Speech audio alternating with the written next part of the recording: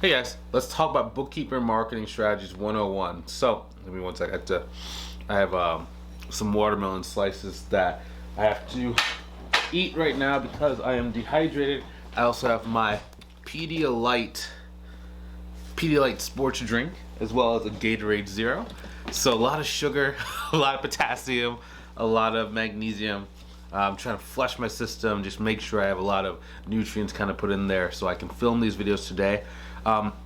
So how to market your bookkeeping business for success. Okay, so let me share on one. I have a couple different angles I'm kind of taking, kind of like thinking about going inside today's video. But the main thing is, the main question I get asked is like how to go and get clients, right? So some people are having challenges like networking. Some people are having challenges like growing their business. I know when I first got started, I didn't really understand how to utilize the internet to go and get clients. So what that led me to do was doing a lot of like cold calls. I used like websites like Upwork, like Craigslist, and it was very, very hard for me to get consistent clients. Now, also what happened was once I started learning some of the different tips I'm going to be teaching you like inside today's video, it did make it a lot easier for me to consistently grow my business. My revenue actually started doing more of like a linear graph towards $15,000, $16,000 a month, but it took me 15 months to do so. So also, if you want some help growing your business, like maybe you've been thinking about starting a business but just not quite growing the way that you wanted to, and you think that if you had a better process and if you had someone that was guiding you through the steps you didn't know, right? Because we only know what we know. We don't know we don't know. It's not our fault, but sometimes it just happens. If you want some help doing that, go ahead and click the link inside the description, either above, below the video, book a call, see if I can help you inside our mentorship program. So, boom, boom, boom. First things first, partnerships, okay? Partnerships make the dream work. So the one challenge that a lot of people struggle with is in the beginning, most people are just trying to get like their first client. Now, it's not that trying to get your first client is bad, but we never really want it to be just focused on a client by client approach. That's called hunting. That makes you feel like you're hunting all the time. And that's cool like in your first like week, your first 2 weeks, but it can get very, very tiresome after you start getting more and more clients. Maybe you're still working your full-time job and your time becomes more and more sparse. Instead, what you need to start doing is learning how to create partnerships. Creating a partnership is almost like being a farmer, right? Where you're planting a seed and that seed is going to sprout. There's going to be different crops, different size, different harvests, but it's going to be in the future that you're going to be getting this return, right? So I'm always focused on those because it allows me to create these win-win situations that allow me to be able to go and make more money in the future than what I have today. Okay, so also when it comes to partnerships, I'm always looking for win-win approaches that both people are going to benefit from. So I'm going to benefit because I'm going to get clients. They're going to benefit because they look good because they just referred their client to someone who's a really good, competent accountant, competent bookkeeper.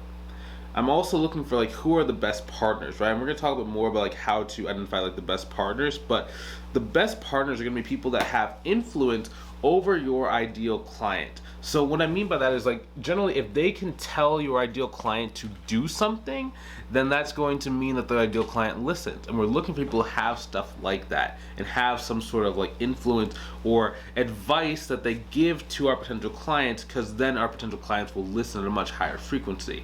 And then if you can just start really understanding like who is going to speak to not just like clients that want to pay you like a little bit amount of money, but like clients that are more established, clients doing like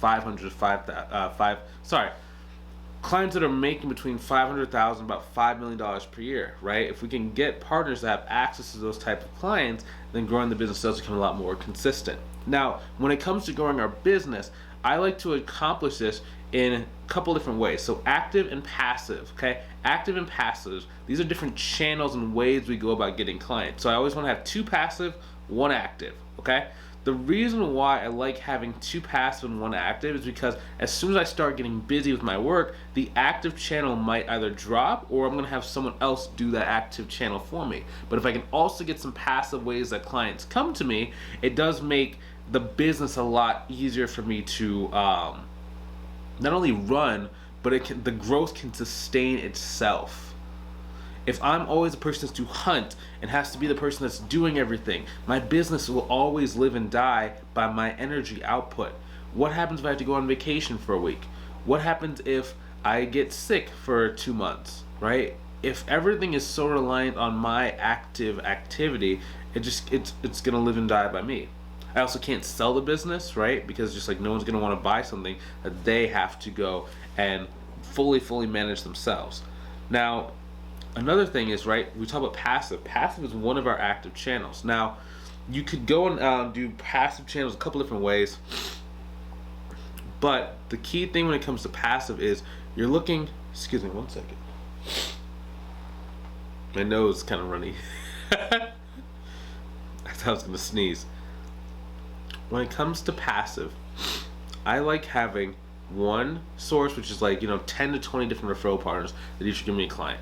I also like directory style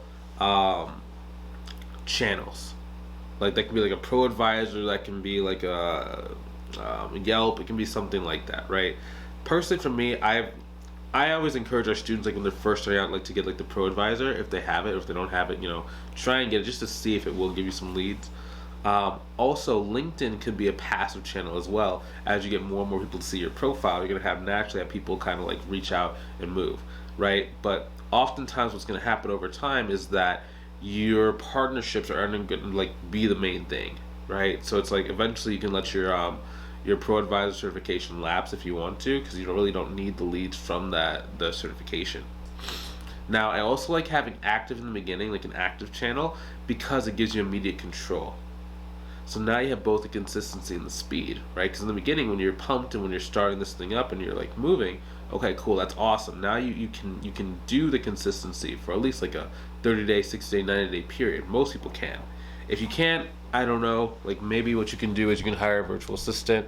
If you don't know how to hire a virtual assistant, I think we're going to start having videos on this channel. We're going to talk about it. I think on our we might put that on our tutorial channel.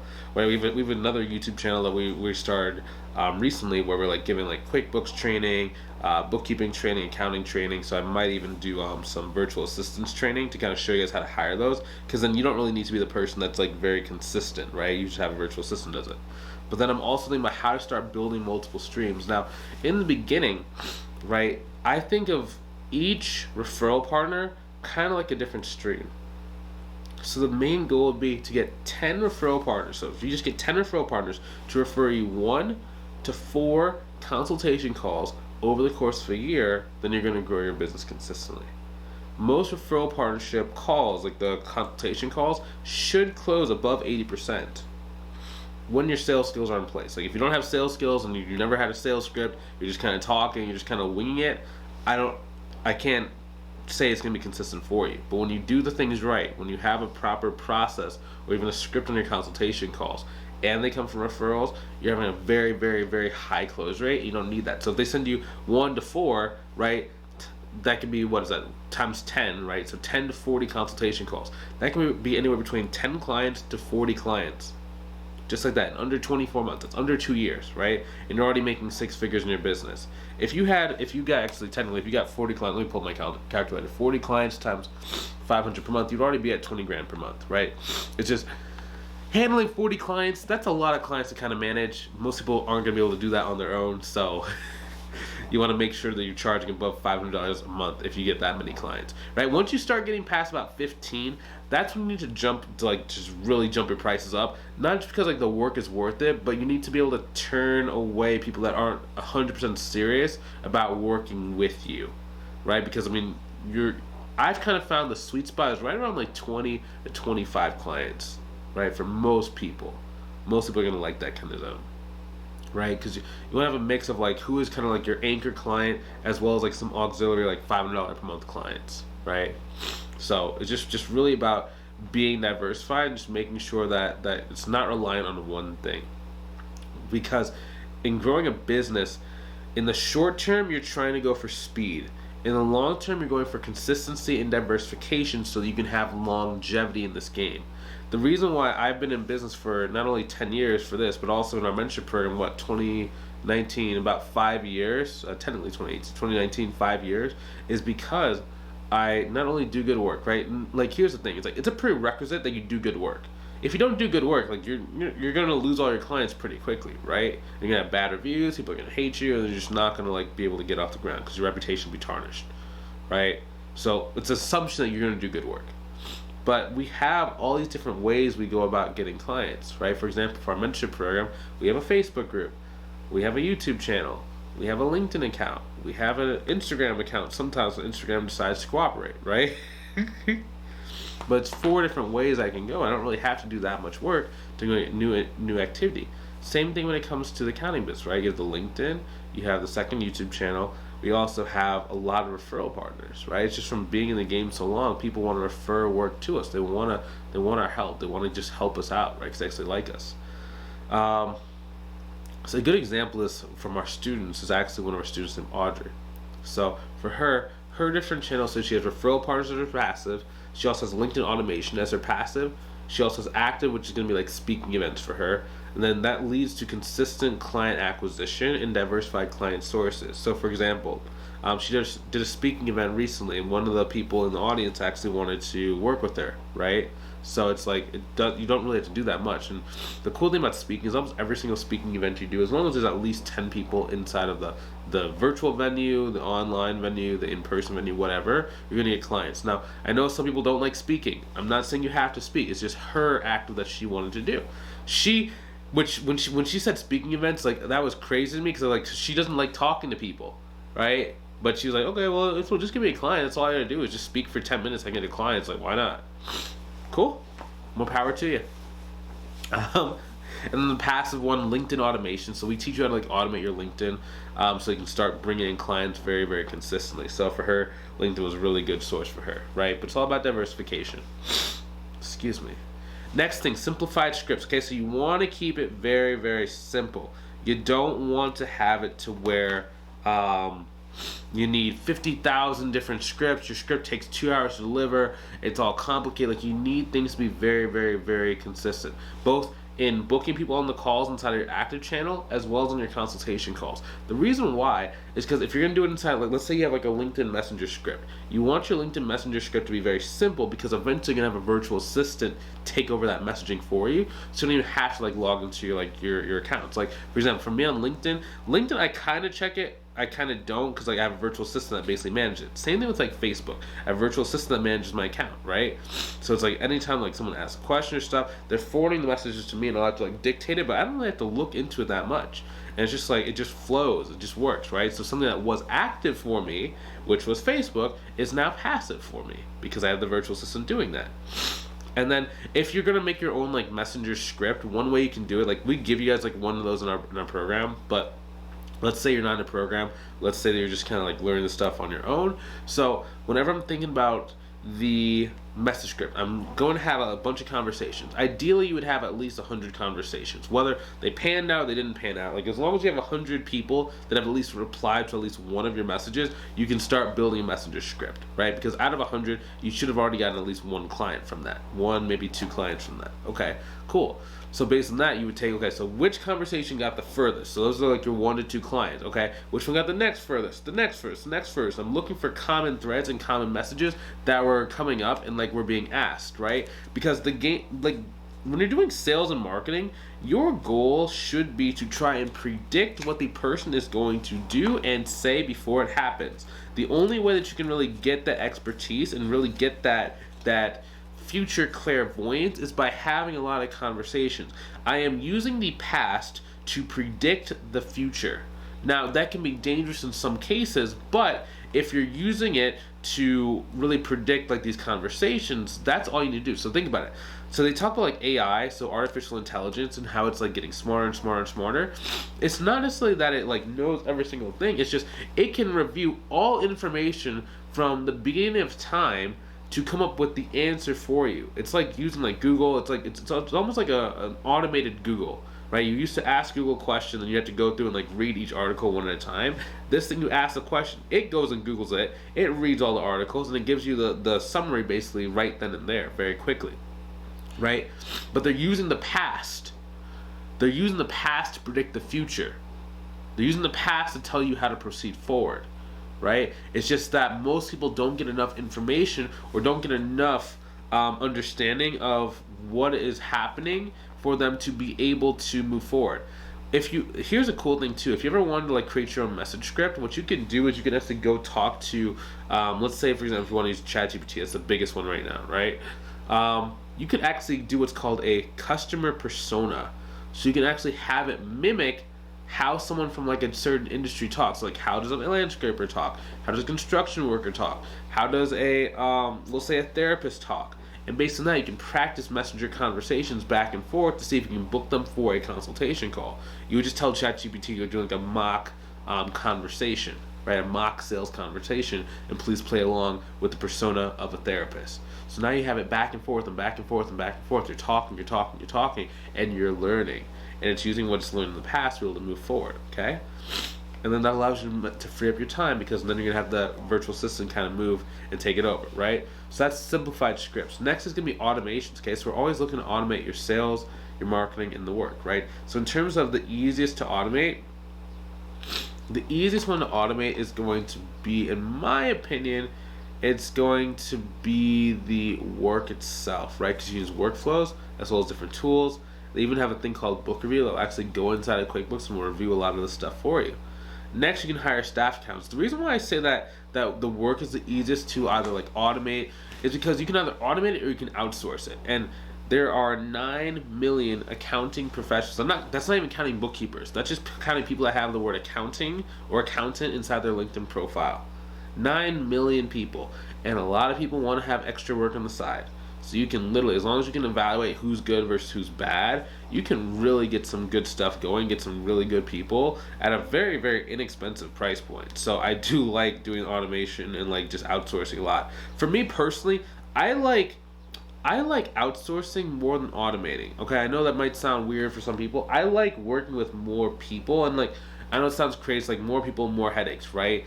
I've been very good at choosing people that are multifaceted, can grow with me, and are very loyal and very consistent, right? I have hired a lot of bad people in the past, but the ones that have stuck have been very, very good. So for a lot of my team, I don't really have to do anything. For example, like I have on our tutorial channel, I have one of my virtual assistants. She basically taught herself how to go do video editing, and like she had some pretty good videos very, very quickly. So it's like it's crazy, right? But I don't really have to like give her that much instructions. So hey, I'm kind of thinking about this direction. Can you take some time and figure this thing out? It's like, yeah. By the end of the day, it's better than what I expected it to be. It's better than what I even thought it was going to be. Like, it's better than what I had envisioned in my mind. And it's like a lot of different things like that. So I like people more so than just automations and workflows, right? Because automations and workflows, they're going to be as good as like what's kind of in my head, versus people, they have their own heads and they can already think a little bit differently. Man, my nose is running. Give me one sec, guys. I'm running on fumes. How do I pause? Sorry, let me keep you back. Recording in progress. Oh, hopefully it doesn't. So I had to like blow my nose. Hopefully it doesn't film in two different like pieces for both. I had to do some editing, some video editing to put the two together. So next thing is financial and time freedom. Okay, so I'm always focused on really set up this business this way because it's going to allow you to have more financial freedom as well as time freedom, right? And we're trying to balance both for success, right? Because you never want to have too much financial freedom but you've given all your time away.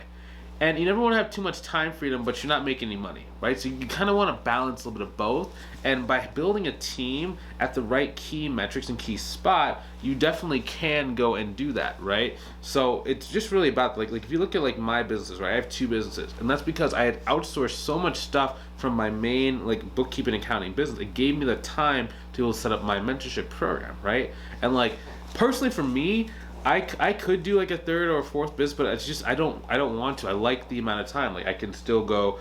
I go to the grocery store. Like I went to the grocery store today. Sometimes I just go and just like walk around my neighborhood. Sometimes I'll go and just like relax. Sometimes I'll go do like a private dance lesson during the day. I work out every single day. Sometimes I go get like a what's it called, sports therapy massage, right? So it just depends, right? But I found a really good balance of being able to live life and be able to really enjoy the money that I've made, right? Because like you never really want to like make too much money. If I say like too much money, like $100 million, like you know what I mean? Because like you want to be able to still have a life around it. So it's really just about making sure that we get our income to a place to where it's at least like 5 to 10xing whatever our monthly bills are, and then just kind of keeping it there. That's really like the sweet spot I've kind of found, right? And like really kind of find that balance between like, you know, buying a bunch of new stuff and really like having our passive income pay for it. So like for me, for example, I don't generally like to spend money on like luxury stuff unless it comes from like my passive income, right? And that was a shift that I had to do, because I used to just like, you know, take some of the money from my job and then I would like go and like buy something. Like I would buy like a Rolex, or I'd buy like a Movado, right? And it would just be like, you know, it kind of felt like I was working just to pay, you know, Rolex, or pay the company, right? So it's like, oh man. Versus nowadays, whenever I buy something that's like special, it comes from passive income from like investments. So I'll make the money from the business, and I go and put inside an investment account. Then the investments start growing, and then when the investments grow and they have a certain return, I'll take a percentage of that return and I'll go and buy something, you know, that's a luxury. Now I know, okay, Bryce, you're still spending your money to do it, but kind of, it did not take away from my time freedom to go and get that. I was not actually harmed in the making of that excess money to go and do it, and it just naturally keeps flowing and flowing and flowing, right? So just kind of a thought process, and kind of a different thing that I'm at in this moment in time in my life, right? You might see me 3 years from now change my mind, just like spend all of my income on just random stuff, right? I'm not predicting that, you know, because I am pretty frugal when it comes to this stuff. Like I really don't like just spending money just on like random stuff, because you know, if you just buy a bunch of stuff too, sometimes it just adds to a bunch of like your life like challenges. So, you know, because now you have more stuff to manage. But it just depends on what you're trying to do in your life.